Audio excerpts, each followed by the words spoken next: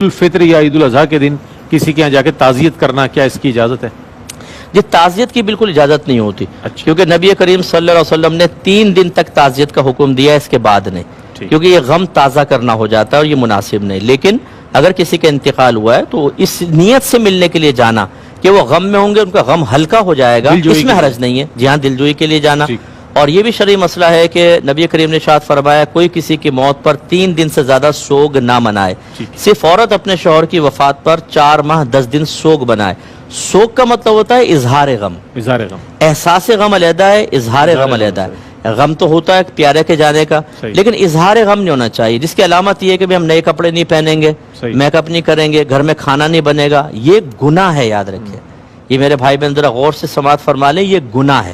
آپ نئے کپڑے پہنیں، آپ اچھا مطلب کھائیں پیئیں، کوئی مسئلہ نہیں ہے، احساس غم اپنی جگہ پر ہے، لیکن اگر آپ اس وجہ سے نہیں پہنیں گے کہ نہیں یہ لوگ کیا کہیں گے اور ہم اظہار غم کریں، یہ پھر گناہ کے اندر چلے جائیں۔